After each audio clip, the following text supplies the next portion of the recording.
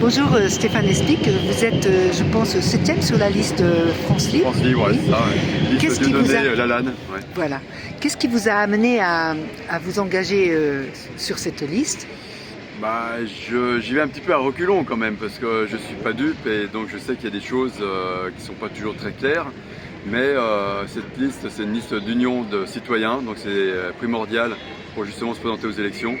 Et c'est une liste qui prône clairement l'union des listes qu'on n'a pas réussi à faire avec notamment Asselineau et Philippot. Donc ils ont toujours été dans l'ouverture pour qu'il y ait une seule liste d'union qui puisse remporter la mise aux élections européennes. Ça ne s'est pas fait. Et donc je suis allé sur la liste justement un petit peu à reculons en disant bon c'est dommage, c'est encore une division. Mais par rapport à ce qui va se passer dans l'agenda qu'il va y avoir dans les jours à venir, des choses vont changer. Et donc cette union, si elle ne s'est pas faite dans le dépôt de la liste, elle pourra se faire dans les jours qui viennent, avant les élections européennes justement, et d'une façon assez surprenante.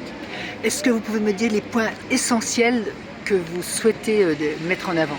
Alors ce qui est essentiel et pourquoi on s'enfonce en France, c'est le problème de nomination des procureurs de la République par le chef de l'État, qui était une hérésie française, dénoncée même par la Commission européenne.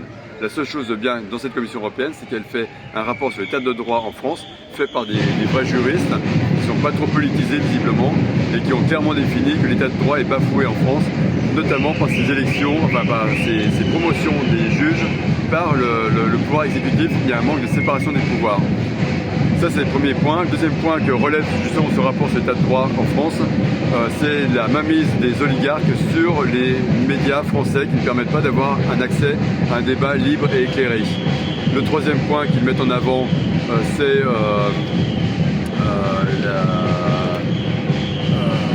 il y en a tellement de toute façon, mais bon, et ça vous le retrouvez sur mon site, donc espic.eu.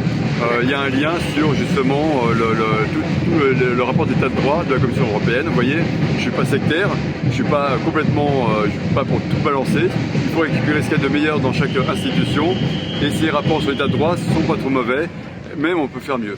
Donc ce qui me tient à cœur, c'est que la population française comprenne qu'on se fait avoir à cause de la justice. On a fait appel à la justice. Moi j'ai eu 40 procès en tribunal de police ou correctionnel avec de nombreuses amendes. J'ai eu 25 gardes à vue abusives, ou 26, oui, j'ai oublié la dernière de la semaine dernière, donc il y a 2 semaines. Donc 26 gardes à vue, 750 heures de garde à vue, etc. Et donc je monte des dossiers jusqu'à la Cour européenne des droits de l'homme. J'ai monté 9 requêtes, c'est-à-dire j'ai fait appel, cassation, Cour européenne des droits de l'homme. Tout est vérolé parce que tout est tenu par une mafia. Et là, je le dis vraiment, nous sommes par l'association de fait qui, sur mon nom en fait, dont je suis le porte-parole car je suis libre. J'ai des avocats empêchés qui me donnent des informations, qui sont obligés de rester dans l'ombre. Et donc, on dépose des plaintes contre le diable qui a infiltré les institutions. Et donc, nous allons déposer très prochainement une plainte contre Éric Dupond-Moretti pour le libérer de sa charge, car lui également, il va être libéré de sa charge. Il n'est pas venu en tant que garde des Sceaux de sa propre volonté. Il a été poussé et contraint de le faire, parce que tout avocat pénaliste est sous la coupe en fait de ses clients. Donc c'est une aberration d'avoir un avocat pénaliste, chef du parquet, ministre de la Justice. Et donc, pareil pour Macron. Macron nous provoque car c'est des appels au secours, il veut être libéré de sa charge. Mais il faut le faire correctement. Et donc nous avons une stratégie le 4 juin avec des agriculteurs. 5 jours après, c'est les élections européennes. Donc les choses se feront au dernier moment. On n'aura pas fait de campagne électorale. Il faudra imprimer son bulletin de vote parce qu'en plus on ne veut pas couper des arbres parce que c'est des centaines de tonnes qui partent pour chaque liste en papier au travers de la France. Donc nous on avait voulu faire l'économie et que les gens se sortent les doigts de 1 pour imprimer leur propre bulletin de vote qu'il faudra déposer dans les urnes le 9 juin. Le 14 juillet, c'est le 14 juillet avec un défilé. Et là, à mon avis, on retrouvera les agriculteurs qui vont défiler sur les Champs-Élysées. Et le petit gars, on va lui dire, on va des Champs-Élysées, tu rentres à l'Élysée, on a 3 mots à te dire. Et on espère que l'ouverture des Jeux Olympiques se fera par l'archer, le gros l'archer, qui pour une fois servira à quelque chose, à part bouffer. Donc Gérard Larcher, en tant que président par intérim de la République française, qui fera l'ouverture des Jeux Olympiques. Et les Jeux Olympiques se passeront très très bien. Alors que Macron veut nous provoquer une nouvelle fois pour que ça se passe très très mal, avec des attentats où je ne sais pas ce qui va nous sortir, ou bien une maladie, une coqueluche, ou un H1N5, ou un H17XYZ. Et donc on rejette toutes ces conneries, il nous a assez entubé, mis la carotte. cette fois c'est à nous de la glisser dans son soubassement.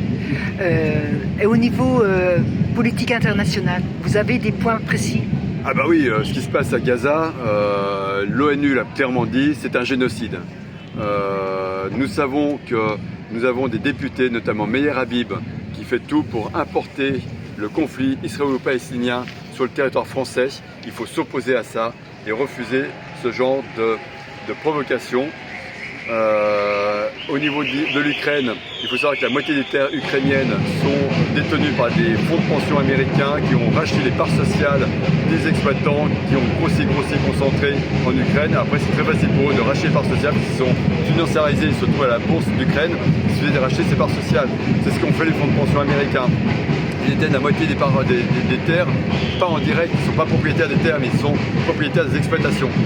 Et vous avez Bill Gates qui est le plus gros propriétaire terrien aux États-Unis. Donc il nous prépare une famine mondiale, on l'a déjà vu avec la moutarde. Justement, c'est un signe. Quand ils ont fait la moutarde, c'était pour monter la moutarde au nez et de nous montrer qu'ils pouvaient faire ce qu'ils voulaient par entente illicite entre les grands groupes de distribution.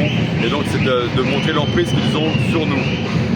Donc l'Ukraine a été en difficulté parce que provocation de l'OTAN, Poutine n'arrivait pas à déclarer cette guerre. Moi je suis atterré de voir qu'il y a 100 000 jeunes russes qui ont été tués en boucherie dans des tranchées et sans doute 500 000 Ukrainiens. C'est un massacre comme la guerre de 14-18 dans les tranchées, c'est ignoble. Et donc il ne fallait pas déclencher cette guerre.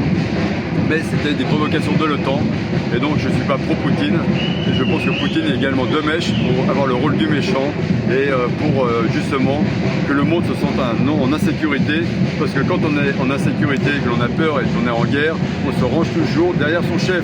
On n'a plus le droit de faire quoi que ce soit en opposition. L'opposition ne doit plus exister quand on est en guerre. Il faut savoir que Zelensky devait faire les